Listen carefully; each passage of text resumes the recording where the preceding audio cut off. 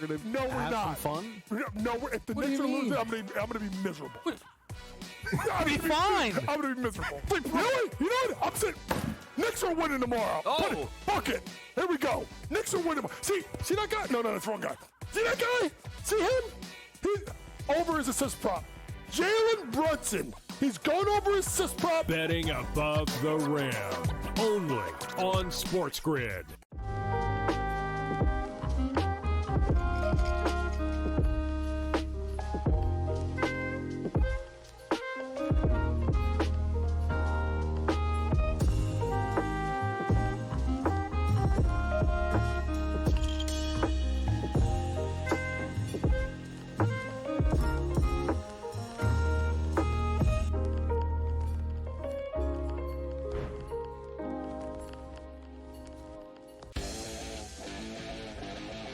Heard yesterday that he's got no shot to win the Cy Young because it's going to Skubal again. Skubal's winning the Cy Young, no shot for free. They're both terrific. They both have incredible numbers and credentials and stats and strikeouts and ERA and everything, like every single category. Fried is right there with him. Pharrell Coast to Coast. Only on SportsGrid. Face. It's the new face. New face of what? The hell are you talking about? Like seriously. Oh, the new face of the NBA, Anthony. Yeah, okay. You know what I mean? Look, really? Guy's got 2 shots. You're the face of the NBA. Slow down. He's a good player. I've always thought the whole face of the NBA thing was comical. You want him to be the face of the NBA because you don't like it that all the other faces of the NBA aren't American. Sports Rage tonight. Only on Sports.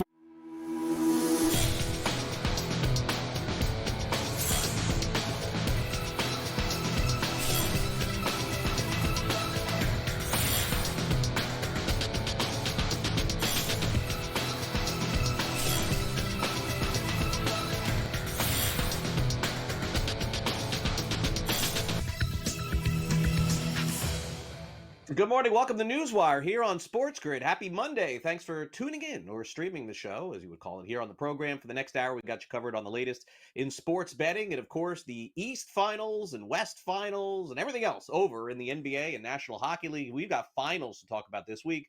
Hockey begins on Wednesday and NBA begins on Thursday. So in the interim, lots of previews here on the show, lots of baseball to talk as well. We'll recap everything that happened in golf over the weekend as well. Guess who won another championship? We got Gilbert McGregor coming on the show talking some NBA along with JY, Coach Young. Adam Caplan makes his weekly visit to talk some National Football League, and Pat Evans on the latest in sports betting going on across the country and abroad. Speaking of which, our top story of the day here, something that may have slid by the radar a little bit for people who are in the state of Illinois. You're probably going to notice a little bit of added tax to some of your sports bets, although you may not even notice if I didn't tell you. A new fee, 25 cents charge on the first $20 million online sports bets taken in the state each year in Illinois. The fee will increase to 50 cents per bet for every single bet taken after the initial $20 million bets. This is a report from the Chicago Tribune. The new fee is expected to bring $36 million annually to the state. So basically a quarter on each bet up to 20 million, 50 cents after 50 million. And that's how you get a higher tax rate without having a higher tax rate in sports betting in the state of Illinois. Okay, in the state of the NBA, Eastern Conference Finals, it's a wrap. It's official. The Indiana Pacers are moving on to the NBA Finals with the opportunity to take on the Oklahoma City Thunder later in the week. 125-108 the final, and it's the first time since the year 2000 that the Pacers have made it to the NBA Finals. Needless to say, Tyrese Halliburton was a superstar, but probably the Indiana Pacers do not win this series without the contributions of one Pascal Siakam, who had another big game in Game 6, 31 points and 5 rebounds. After the game was over, Rick Carlisle, Tyrese Halliburton talking about the opportunity to go to the championship. You know, to be able to win the series the way we did today at home in front of our fans is huge. You never want to go back on the road in Game 7. And so, we're grateful. We're grateful for a lot of things. Today, our guys just decided that it was going to be our kind of game. It was going to be a fast game. And we kept speed in the game, and they kept coming. And, we get up 15, and then all of a sudden there's a turnover, a turned ankle, and then it's 9, and it was just back and forth, back and forth, back and forth. But two resilient teams, and we were able to be resilient once again tonight. To do it with this group, we got to the same spot last year, fell short. And, man, we just worked our tails off as a group to get back here. It's been a bumpy road with our start. And, man, just really proud of the resilience of this group. We had so many different guys chip in. We've been through so many things this year. And we just kept pushing. And, like I said, I'm just really proud of this group. And meanwhile, the New York Knicks have to be disappointed with the outcome of their season, but really, should they? Taking the Pacers all the way to 6 games in the Eastern Conference Finals. I know they were favored, but really good season for them. Here's Tom Thibodeau after the loss. Yeah, we didn't close the half well. So I thought right before the half, that when they got sort of had that spurt, that's also set the tone to start the third. And, they got into the open floor, and that was a problem. So it was hard to make up the ground. Not sure that accomplish is the word that we're going to use here, but I think the way this team progressed this year is, for me, it was fun because there's a lot of people saying we couldn't do a lot of things, a lot of negativity around what we were trying to accomplish, and the way we just kind of put blinders on and went to work. And, that's what I'm most proud of with this team. And I'm just proud of how we kind of stayed the course. Obviously, like you said, not winning tonight and being knocked out, but just proud of our guys. Simple as that. Let's get to the PGA Tour, where sometimes you can debate who the best player is in sports. In a specific sport, there's no debating on the PGA Tour. It's Scottie Scheffler. He wins again. Won the Memorial Tournament, finished 10 under par, joining Tiger Woods as the only tournament winners consecutively at the Memorial, which is a course designed by Jack Nicklaus. Here's Scottie Scheffler on capturing yet another championship. Yeah, I mean, I had a 4-shot lead on standing on 15T, and then I birdied 15 and parred 16, which is not bad golf, and all of a sudden it was a 2-shot lead. So I did what I was supposed to do. I hit a good putt there on 15 that just grazed the edge, hit another really good putt on 16 that came up just short. And I knew if I continued to execute the way that I did, that I was going to have a good chance to win the tournament. And I told myself when we were standing there on 17T, if Ben Eagles 15, birdie 16, and 17, 18, we deserve to be going into a playoff. And that's kind of the conversation I have with myself. And, I can't stop him from playing great golf, but all I can do is just go out there and try and execute and, hit the fairway on 17, hit the green, give myself a good look. And then, like I said, when you're in the rough out here, it's really challenging. And, Ben put in the rough on 17, which makes that hole extremely difficult, and, paid the price for an errant tee shot. World Series matchup in Major League Baseball. The rematch over the weekend goes in favor to the Dodgers, although the Yankees did finally win a game yesterday in this series. Dodgers just really clobbering the ball throughout. Yankees win 7-3. That was the final on Sunday night. Meanwhile, some very tenuous news for the Arizona Diamondbacks. Their prize free agent pitcher and starter and potential Cy Young every year, Corbin Burnes, left to start versus the Nationals early with an elbow injury.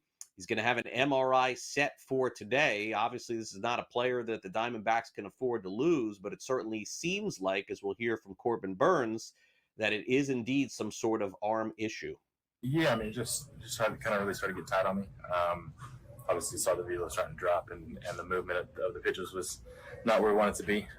So we kind of got to the point there in the 5th inning that tried 2 or 3 times to put away Abrams and just couldn't do it. And just got to the point where the tightness was just too much that weighed him out and didn't feel like we needed to push any farther. So hopefully we caught it early. Hopefully it's not bad, but we'll see. How concerned? What's your kind of concern level right now? I've never had anything like it before, so I really have nothing to compare it to or know. My body does a pretty good job of telling me when I need to not do things and when I can push things, and it was telling me not to push it. So hopefully it was me kind of shutting things down before it got too bad, but won't really know until we look at it. Is it tightness in the elbow or the forearm? It's more, I guess it's elbow. I don't know where your forearm ends and your elbow starts. But yeah, I mean, really all I can say is he got tight, and we'll have to see what the imaging says. Not sounding great there. All right, the Rangers beat the Cardinals 8-1. Jacob deGrom, another good start. 6 innings pitched, 1 earned run. Rangers take 2 out of 3 from St. Louis. Francisco Lindor and Juan Soto, yes, remember him, they each homer. The Mets beat the Rockies 5-3. If you have not been paying attention to the Rockies this season, you're not alone. Colorado is now 9-50 on the season. That's 9 wins and 50 losses. That's the worst record through 59 games in the history of baseball since 1901. That's crazy. All right, Padres put up 4 runs in the 7th. They beat the Pirates 6-4. Meanwhile, from the bad to the good, the Detroit Tigers' best record in baseball, Zach McKinstry scored on a wild pitch, and they beat the Royals 1-0. The Major League home run leader right now is Seattle Mariners catcher Cal Raleigh. He hit his 23rd home run of the season yesterday. The Mariners topped the Twins 2-1. Randy Arozarena hit a walk-off single, and the Brewers are red hot right now. They've won 7 games in a row. They swept the Philadelphia Phillies, which certainly is impressive. All right, another guy who's always impressive is Gilbert McGregor. He nailed this Eastern Conference and Western Conference Finals. So I'm going to probably have to get Gilbert to nail exactly how many games the final's going to be, because I know he's going to take Oklahoma City like everybody else. So let's get his prediction. We'll do it next. You're watching NewsWire on SportsGrid, and we'll be right back.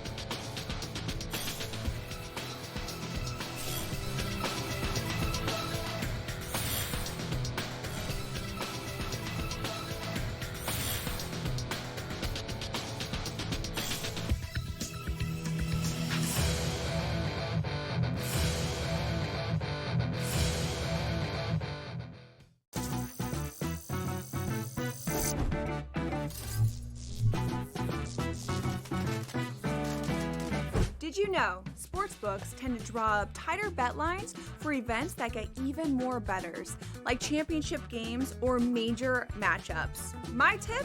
Try betting on less popular sports. You might have a better shot at beating those odds. Now, go get lucky. See you in Las Vegas. Let's get lucky. And if they go through CAT, that means CAT at 11-1 could be Eastern Conference Finals MVP. The worst team in the WNBA is the Chicago Sky. They have no perimeter play. They're playing too many minutes. And Angel Reese doesn't have the help she needs. Betting above the rim. Only on SportsGrid. I actually like the fact that they went 7 games against a quality opponent here and still had to face adversity even in a game number 7. How are we setting up this next series where they rested Minnesota Timberwolves team taking on OKC fresh from the fight here? They had an extremely, maybe it's just too strong a statement to say, easier pathway than people thought, particularly because of their size. The early line. Only on SportsGrid. The game is on. The stakes are high, but the action isn't just on the field. He's rearranging that rim. Get it inside! SportsGrid's in-game live. Your ultimate second screen experience. A little flyer, couple 15.5-point live line. Every prop, every play, every day. Anything can happen. It's complete chaos. It's smarter to be on SportsGrid.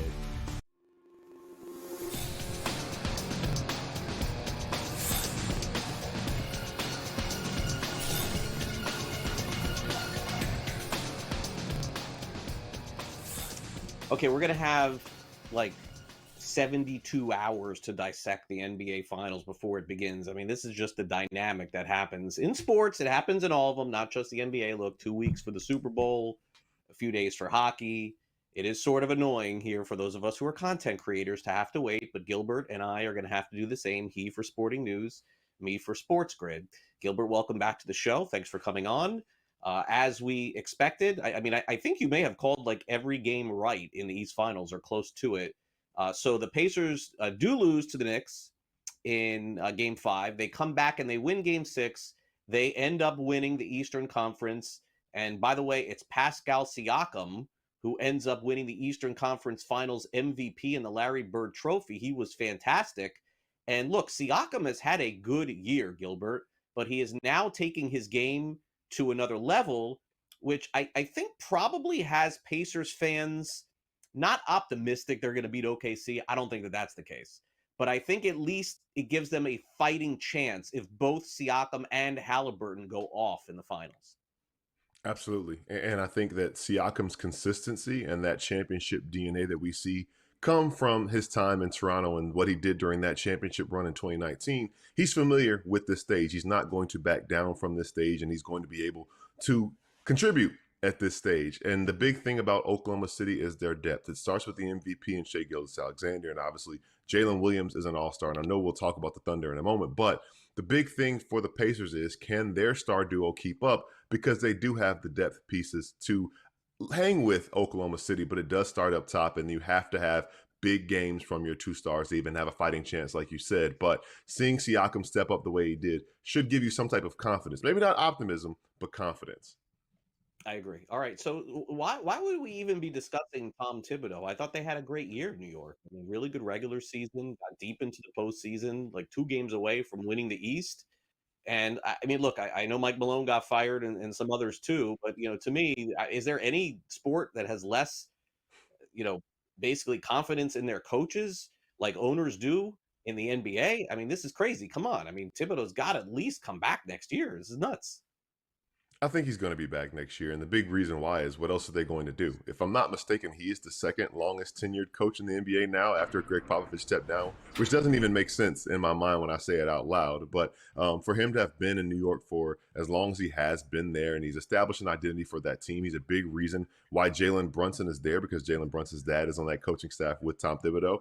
So, there are some things he could maybe improve on. And that's every coach, right? There's the thing where he plays his guys, maybe too many minutes, and he doesn't trust his depth pieces. But on the flip side, maybe they need better depth pieces. I know we trusted Landry Shamet and DeLon Wright down the stretch in that series, and they made a difference, and maybe people are saying he should have experimented with lineups. So hopefully for him, he can use this as a learning experience and still evolve as a coach and come back and be better next year, because with the situation in Boston, the situation in Milwaukee, and the uncertainty, honestly, around how sustainable this is in Indiana, the Eastern Conference is probably going to be wide open again next season. So if the Knicks run it back and maybe make some improvements in the margins, and Tom Thibodeau improves in the margins, then they'll have another shot to be right where they were this year and maybe get further next time. Yeah, would agree. All right, so how do we even break down the finals here? Because no one is going to pick Indiana. No one's going to pick Indiana to make it close, honestly. Like, you could get tremendous odds if you pick OKC in 7. I did see that. You can get really good odds. But beyond that, take a look at this. So the Thunder are about as big a favorite as you're going to find since who even, Gilbert? I guess I'd have to think back. Maybe since the Warriors run? Like, I don't know. Like, I mean, they're almost 10-1 to win. Or one, essentially 1-10 the other way, risking $750 to win $100. Who in the bleep would ever do that?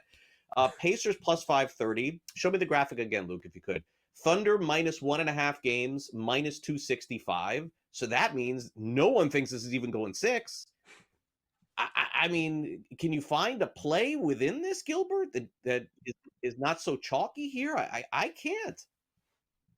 Coming into it, and I do think the Thunder are by far the superior team. There's a reason why they won 68 games this year, and I think that they figured something out during that Nuggets series. That being said, we've counted out the Pacers all throughout the playoffs. I personally counted them out in the first round, counted them out against the Cavs, and I was believing by the time they got to the conference finals, but people counted them out as well. I don't think that they're going to win this series, and I guess I'm counting them out again here, but I do think that their never say die attitude has kept them around. That comeback against the Cavaliers, the comeback against the Bucks, the comeback against the Knicks in Game 1.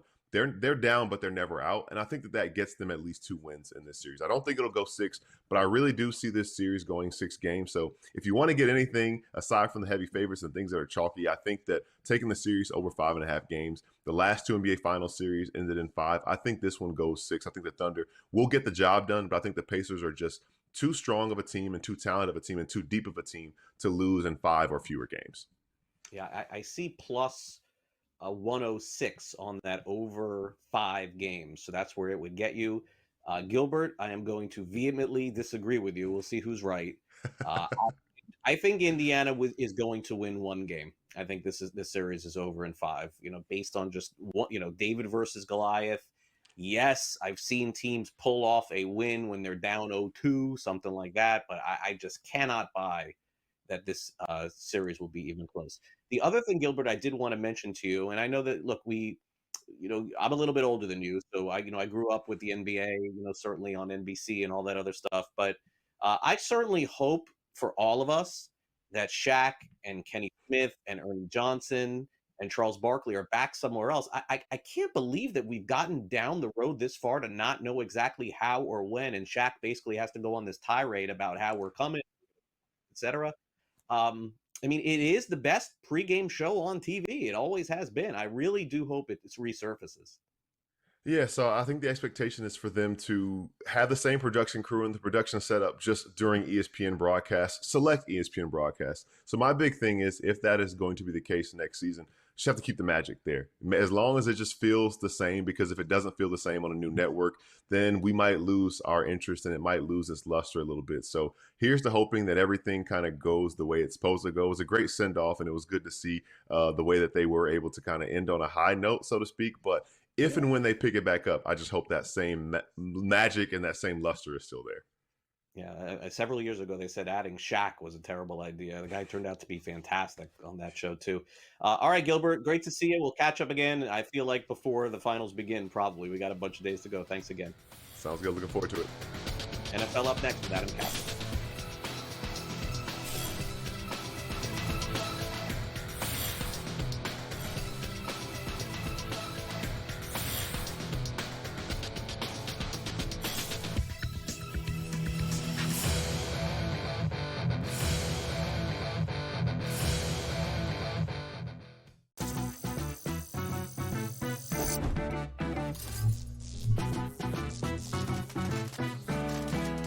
Did you know sportsbooks tend to draw up tighter bet lines for events that get even more bettors, like championship games or major matchups? My tip, try betting on less popular sports. You might have a better shot at beating those odds. Now, go get lucky. See you in Las Vegas. Let's get lucky. And if they go through Cat, that means Cat at 11-1 could be Eastern Conference Finals MVP. The worst team in the WNBA is the Chicago Sky. They have no perimeter play. They're playing Sloot too many minutes. And Angel Reese doesn't have the help she needs. Betting above the rim. Only on SportsGrid. I actually like the fact that they went 7 games against a quality opponent here and still had to face adversity even in a game number 7. How are we setting up this next series with a rested Minnesota Timberwolves team taking on OKC fresh from the fight here? They had an extremely, maybe it's just too strong a statement to say, easier pathway than people thought, particularly because of their size. The early line. Only on SportsGrid. The game is on. The stakes are high, but the action isn't just on the field. He's rearranging that rim. Get it inside! SportsGrid's in-game live. Your ultimate second screen experience. A little flyer, couple 15.5-point live line. Every prop, every play, every day. Anything can happen. It's complete chaos. It's smarter to be on SportsGrid.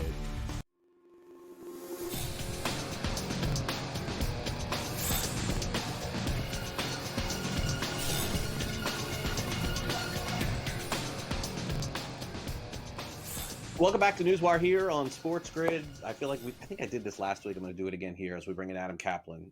So 51% is what the Twitter X handle tells us is through the NFL offseason. We have reached more than the halfway point, and I think honestly, you get to August, it's here at that point, with the preseason and everything else. So for me, it's just like a couple months, Adam. Like really, I mean, think about it.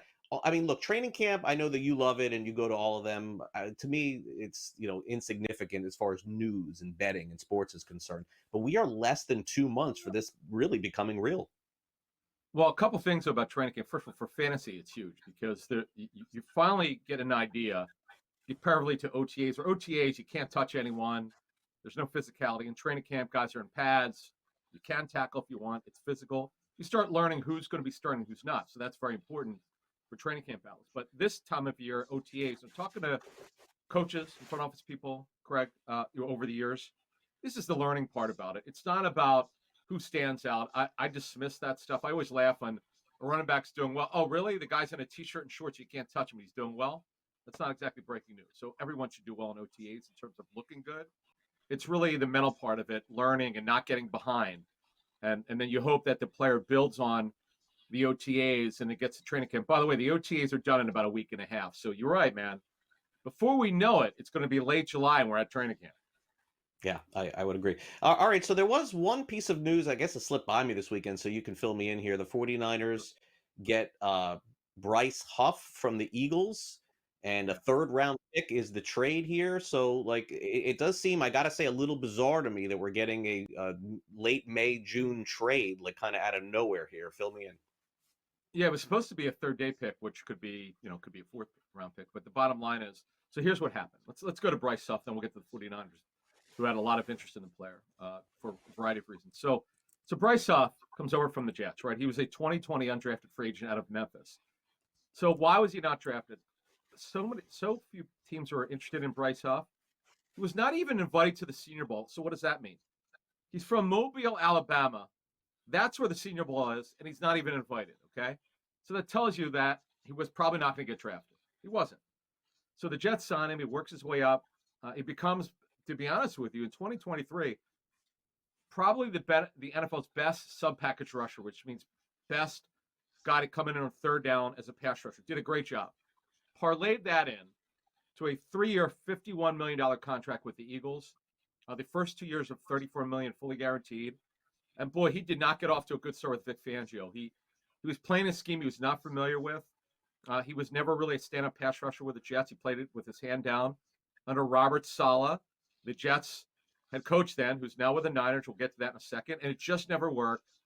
He wound up having a wrist injury. Then he had surgery. He came back late in the season. He was a healthy and active in the Super Bowl. The word around the league was they were trying to trade him beginning at the Combine. They didn't get a trade done before the draft. They just agreed to one. It'll be official. Now we passed June 1st for cap purposes, and plus he's got to pass the physical with the 49ers. That's a mere formality. He'll pass it. And the bottom line is, Craig, it didn't work.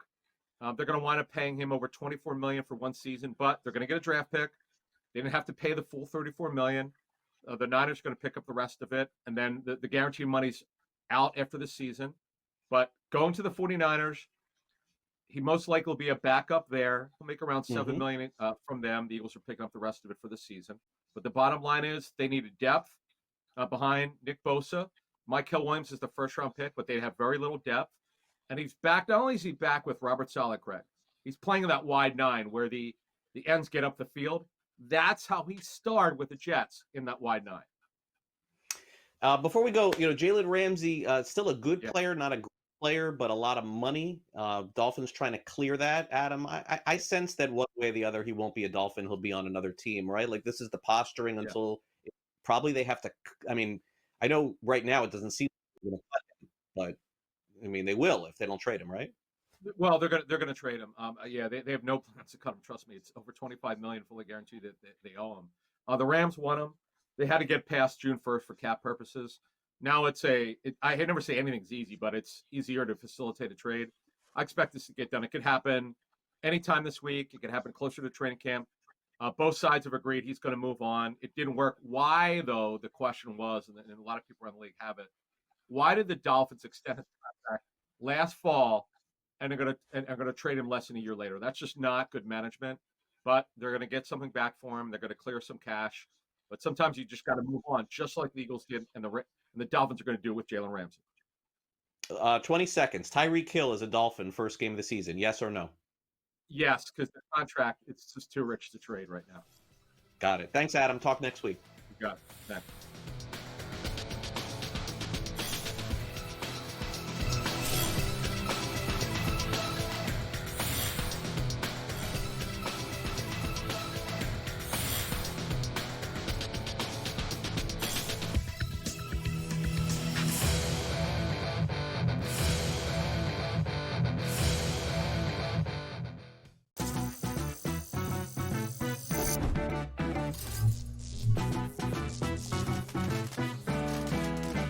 playing online blackjack and want to try upping your odds? Well, here's a tip. Cheat cards tell you statistics for whether you hit or stand on every move. If you're into stats, this could be your ticket to winning. And it is totally legal. Now, go get lucky. See you in Las Vegas. Let's get lucky. If you believe he should be in the Hall of Fame, there's, let's let him wait another 2 years. Wait, he's already dead at this point. Like, what are you waiting for? Another 2 to 3 years. He's either in or he's not. He's out. And sometimes you look at that too, Tom. It's like you can't tell, the history of Major League Baseball without Pete Rose. Frankly, the writers have some standard that they want to hold players to, which seems to fluctuate on a player-to-player basis. So he should be in the Hall of Fame, but I'm not sure how quickly he'll get there. Pro Baseball Today, only on SportsGrid. I'm not saying this thing is scripted, but damn it, they put those two teams on the first weekend of the basketball season for a reason, because they were expecting some kind of fireworks. They got it. Did Angel Reese overreact? Probably. Did Caitlin Clark have to stare it down? Probably not. There's enough blame to go both sides. But guess who doesn't care? That's the WNBA. Betting above the rim, only on SportsGrid. The game is on. The stakes are high, but the action isn't just on the field. He's rearranging that roof. Get it inside! SportsGrid's in-game live. Your ultimate second screen experience. A little flyer, couple of 18.5-point live line. Every prop, every play, every day. Anything can happen. That's complete chaos. It's smarter to be on SportsGrid.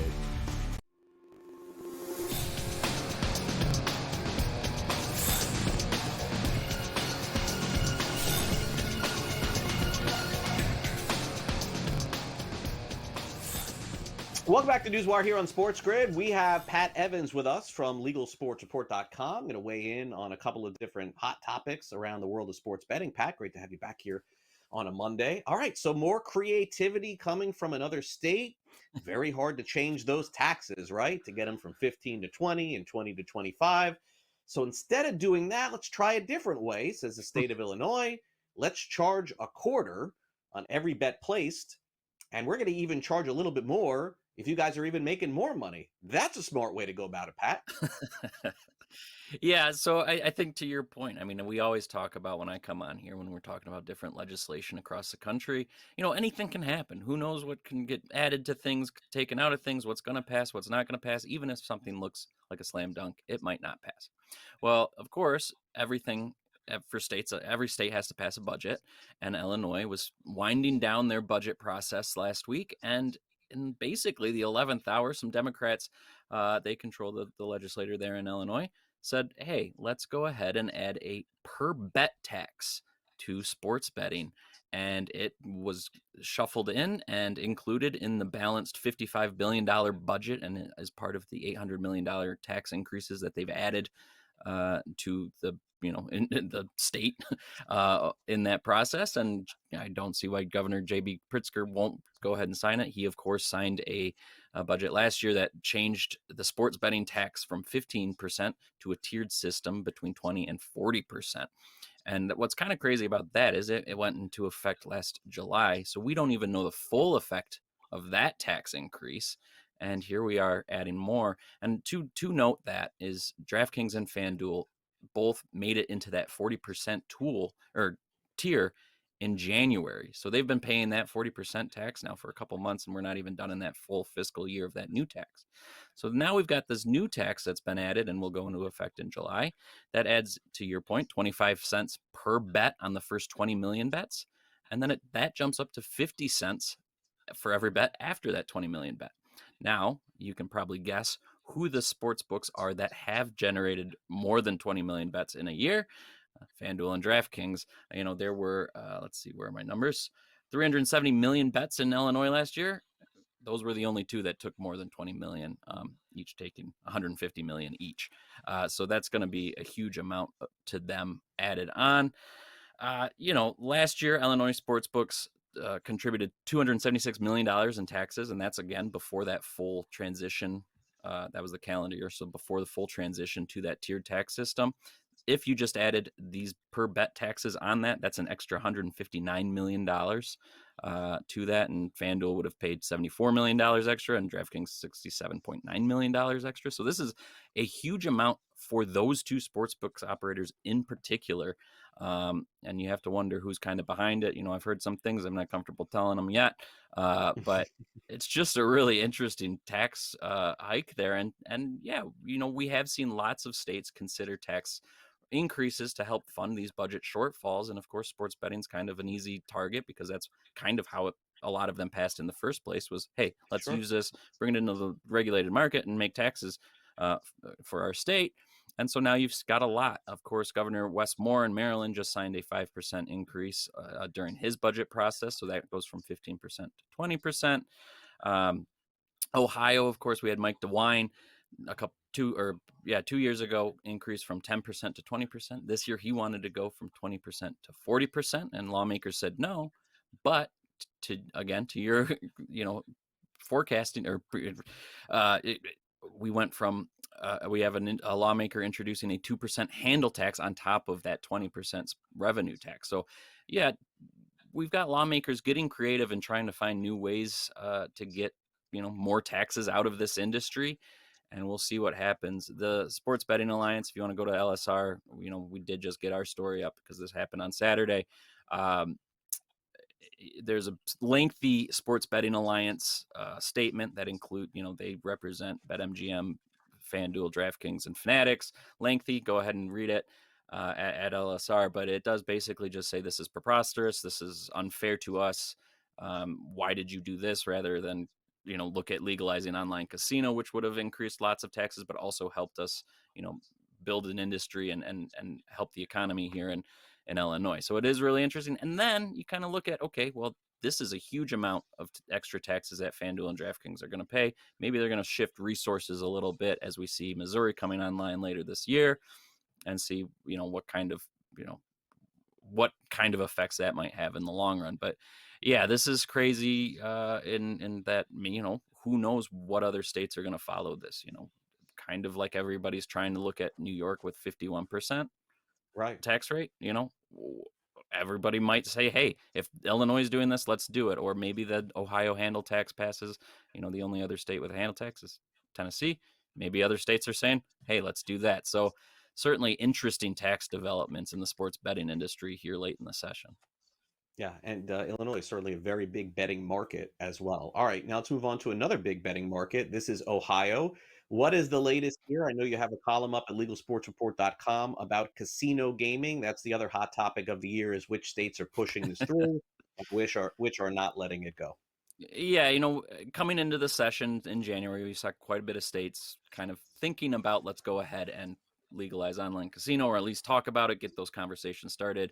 Ohio was one of them. They even started it late in the year last year, because they're a full year session.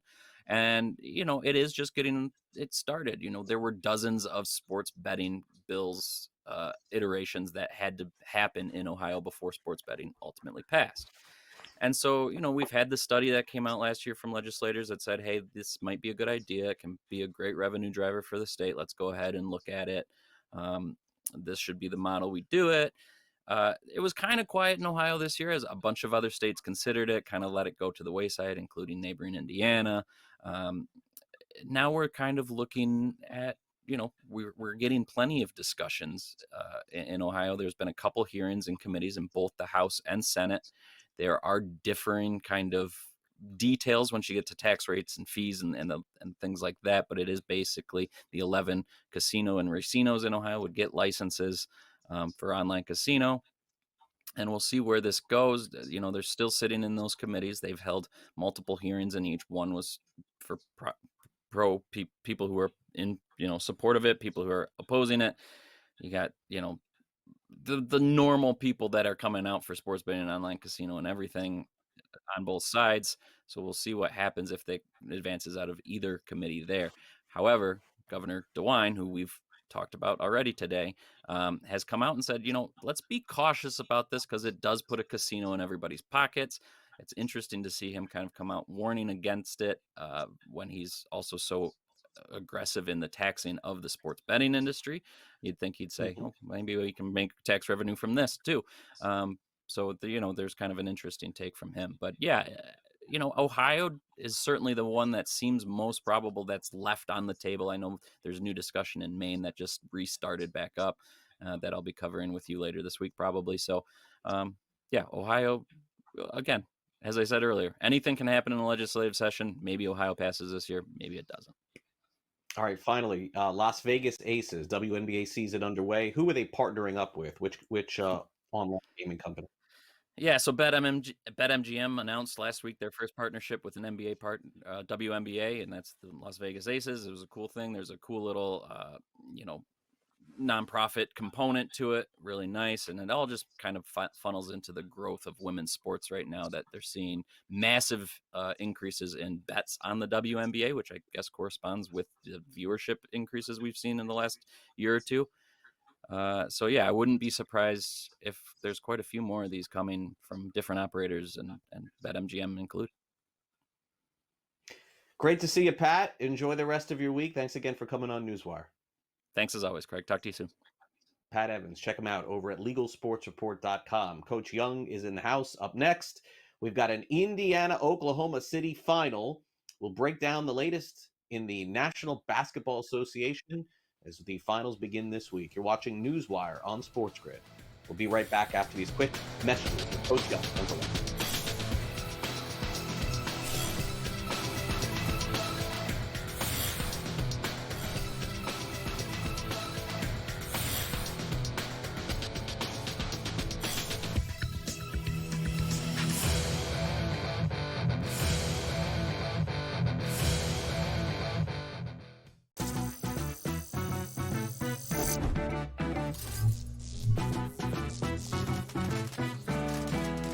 Playing online blackjack and want to try upping your odds? Well, here's a tip. Cheat cards tell you statistics for whether you hit or stand on every move. If you're into stats, this could be your ticket to winning. And it is totally legal. Now, go get lucky.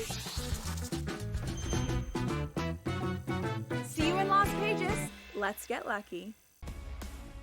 If you believe he should be in the Hall of Fame, there's, let's let him wait another 2 years. Wait, he's already dead at this point. Like, what are you waiting for? Another 2 to 3 years. He's either in or he's out. And sometimes you look at that too, Thomas, like you can't tell, the history of Major League Baseball without Pete Rose. Frankly, the writers have some standard that they want to hold players to, which seems to fluctuate on a player-to-player basis. So he should be in the Hall of Fame, but I'm not sure how quickly he'll get there. Pro Baseball Today, only on SportsGrid. I'm not saying this thing is scripted, but damn it, they put those two teams on the first weekend of the basketball season for a reason, because they were expecting some kind of fireworks. They got it. Did Angel Reese overreact? Probably. Did Caitlin Clark have to stare it down? Probably not. There's enough blame to go both sides. But guess who doesn't care? That's the WNBA. Betting above the rim. Only on SportsGrid. The game is on. The stakes are high. But the action isn't just on the field. He's rearranging that roof. Get it inside! SportsGrid's in-game live. Your ultimate second screen experience. Just a little flyer, couple 15.5 point live line. Every prop, every play, every day. Anything can happen. It's complete chaos. It's smarter to be on SportsGrid.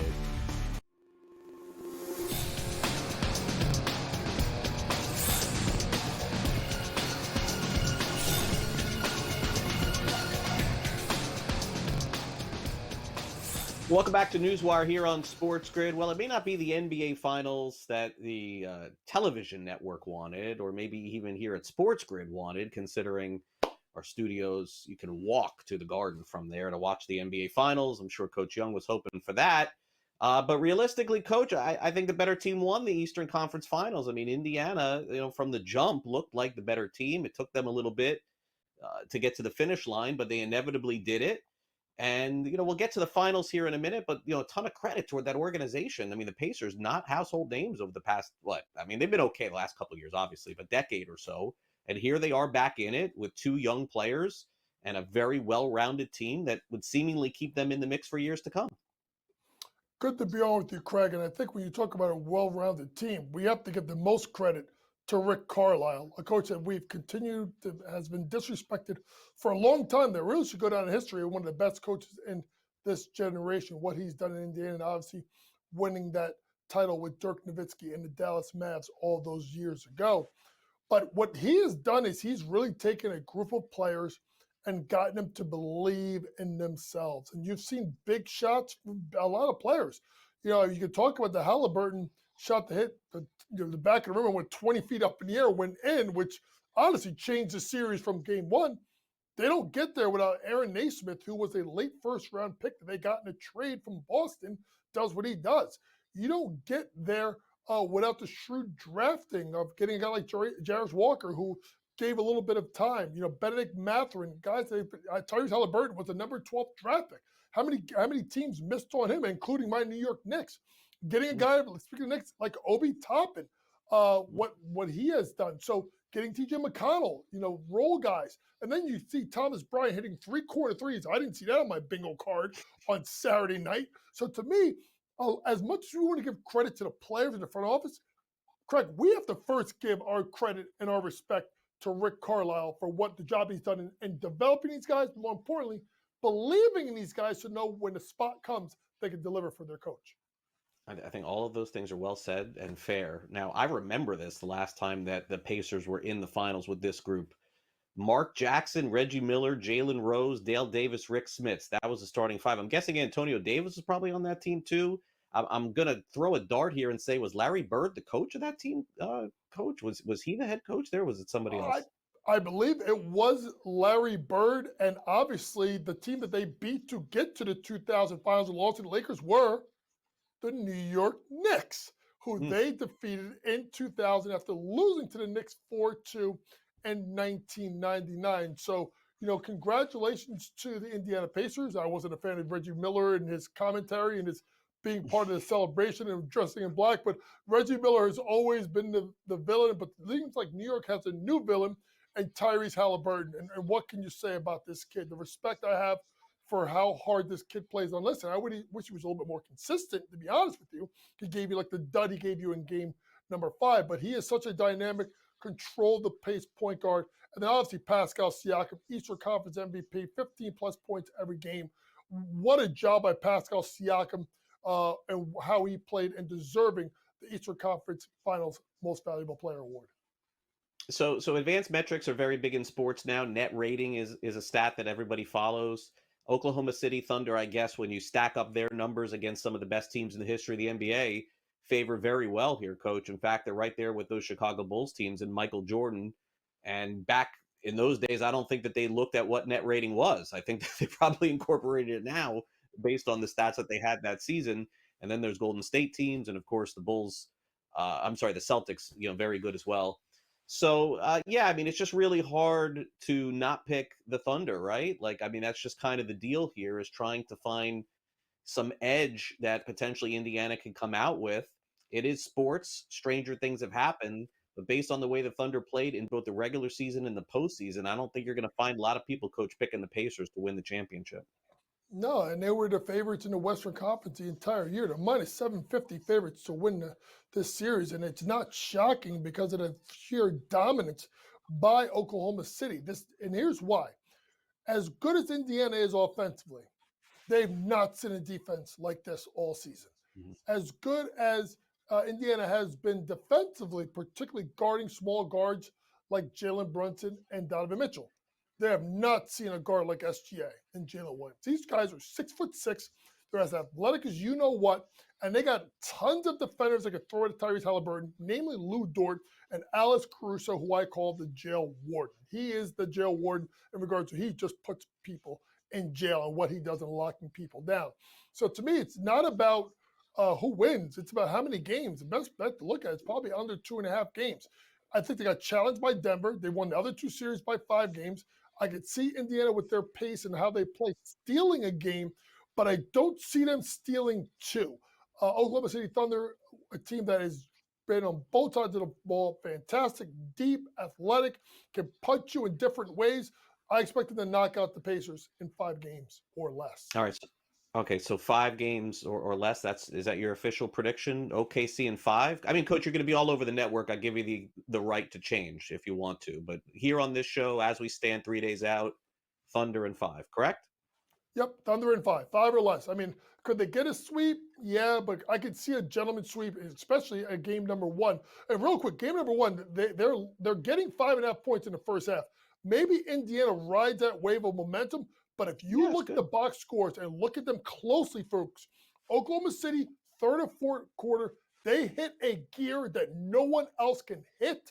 If this game is close or Indiana's winning at halftime, which I would not be stunned, second half, watch for Oklahoma City to blow it open. Is there any shot for Jalen Williams to win MVP of this thing if Oklahoma City wins? I mean, I'm trying to build it. No. I think it's SGA.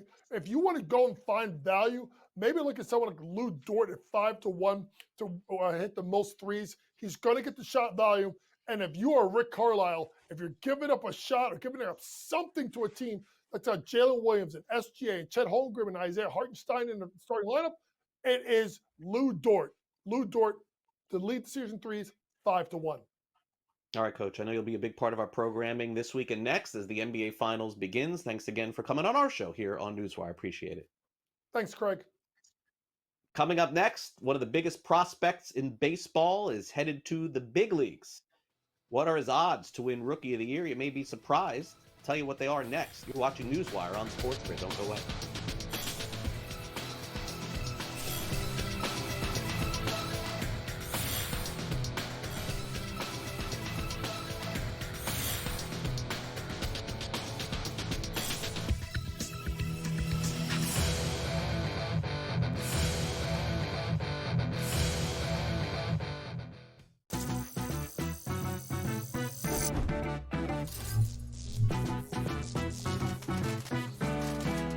Did you know sportsbooks tend to draw up tighter bet lines for events that get even more bettors, like championship games or major matchups? My tip, try betting on less popular sports. You might have a better shot at beating those odds. Now, go get lucky.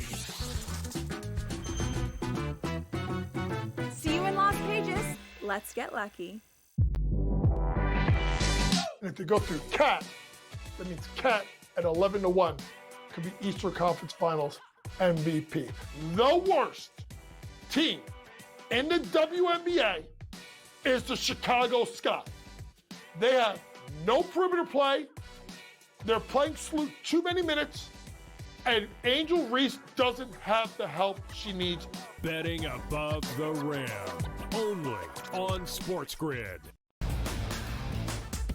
I actually like the fact that they went 7 games against a quality opponent here and still had to face adversity even in a game number 7. How are we setting up this next series where they rested Minnesota Timberwolves team taking on OKC fresh from the fight here? They had an extremely, maybe it's just too short of a statement to say, easier pathway than people thought, particularly because of their size.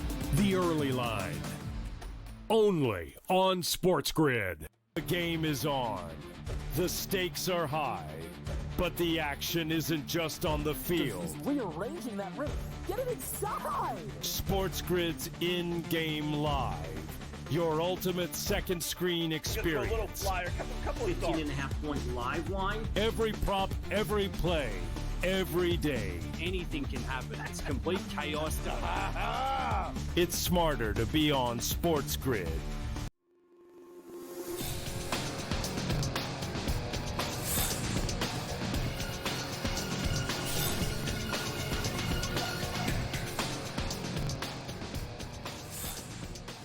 Welcome back to NewsWire here on SportsGrid. Boy, the Colorado Rockies certainly up against it. Although they are in South Florida this weekend. I'll get a chance to check them out in person tomorrow night.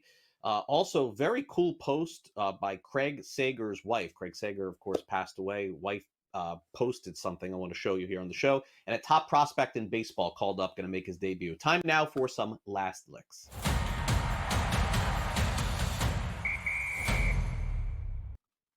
All right, how bad are the Colorado Rockies? Boy, they are the butt of all jokes right now in Major League Baseball. They got swept by the Mets. They're now 9 up and 50 down this season. That is just crazy. 9 up, 50 down, 9-50 on the season, 41 games under 500. They're going to be the worst team in the history of Major League Baseball. If you bet the under, congrats. I mean, this stat is insane. Scotty Scheffler won the Memorial Tournament.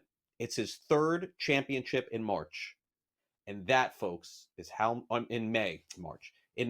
That is as many wins as the Colorado Rockies have in May as well. I mean, that is crazy. Scotty Scheffler, 3. Colorado Rockies, 3 in the month of May. Now, I will say this. I feel terrible for Rockies fans. They don't deserve this. But needless to say, they have got to get this figured out. I mean, they cannot win 20 games in a Major League Baseball season. That would just be supremely embarrassing. But I hope they don't turn it around over the next few days. That I will say. Marlins got to get the wins when they can. And these should be coming up here. Monday, Tuesday, Wednesday. By the way, this is the biggest the Marlins have been a favorite all season long, by the way, tonight. Okay, let's get to Craig Sager, who you may remember for many years on Turner, TBS, TNT, sadly passed away. His wife, I thought, made a really cool post. By the way, I knew this story before I saw these mic flags. So Craig Sager, wherever he has gone, and that would include, if you may remember, Craig Sager running on the field after Hank Aaron broke Babe Ruth's record. He was the reporter in Atlanta, saved his mic flags from every single place that he's ever been. And those include TNT, Turner, NBA. I guess they had different kind of logos on them. Take a look at this. So over 100, I believe, if I'm not mistaken, microphone flags, as in if you don't know what that is, he's the reporter. There's a microphone, and then there's a flag that goes on it. And it tells you like who they're working for. You've seen these on TV. And so he's got the most immaculate collection of Turner Sports mic flags. And I guess with Turner losing the NBA and it coming to an end, his widow posted it yesterday on social media. Really cool there. Craig Sager, one of the more likable broadcasters or reporters, I would say, in the history of sports as well. So really cool there. All right. So this kind of caught me by surprise. I got to give a little ode to my buddy Joe Pisapia here, who hosts Fantasy Sports Today on Sunday. Joe was making the comment. Joe did not predict that Jack Caglione was going to get called up. He didn't say that. But I said to Joe, I think it was last week here on the show, that I personally thought that Caglione had no chance to win Rookie of the Year unless he was getting called up like next week, which was last week. So that is today. So I guess indeed he does have a shot to win the Rookie of the Year, but this would be crazy. Think about Jacob Wilson, who played into March, all of April, and all of May. He's currently the favorite to win the Rookie of the Year on the FanDuel Sportsbook, and he is overwhelming favorite. But guess who now is second without playing in a single Major League game? Take a look at this. Jack Caglione is second to win AL Rookie of the Year at 12-1. He has not played a game. How is this possible? Now, again, Wilson's probably going to win. Caglione would have to go absolutely bananas the rest of the season. I don't ever remember a player getting called up in June and winning Rookie of the Year. This could be it. You see Roman Anthony hasn't been called up either. He's 41. Now, that makes some sense. 41-1. Will Warren, he's not winning Rookie of the Year. I don't think Jason Dominguez is either. But either way, I mean, that's kind of nuts to think that a player who has not played in March, April, or May could win the Rookie of the Year. I guess we'll see how good Caglione is. But I got to tip my cap to Joe Pisapia. He said, don't rule it out. And it can't be ruled out at 12-1. All right, that'll do it for the show today. Thanks to all of our guests here on the program. They include Gilbert McGregor and Coach James Young talking some NBA, Pat Evans from Legal Sports Report. And, of course, thanks to all of you for watching the show as well. We really appreciate it. Adam Caplan, by the way, our NFL insider. All right, coming up at 12, Smiley Kaufman with the latest on the Memorial and another win for Scotty Scheffler. That's followed by Scott Farrell, Coast to Coast, 3 o'clock Eastern. I got the call. I'll be on that show later today talking some baseball if you want to catch me. Front Office Sports following that show from 6 to 6:30. Game time decisions after that. And then in-game live, game day, and sports rage tonight. Still got to wait a couple days for the National Hockey League to tip off. We'll probably talk some hockey, I would think, tomorrow here on the show. All right, thanks to Luke back in the house. Thanks to our director, Frank. And for all of our great people here in our production department here at SportsGrid, I'm Craig Mish. I hope you enjoy the rest of your day. See you back here for our next edition of NewsWire. It's tomorrow morning at 11 a.m. Eastern. See you then.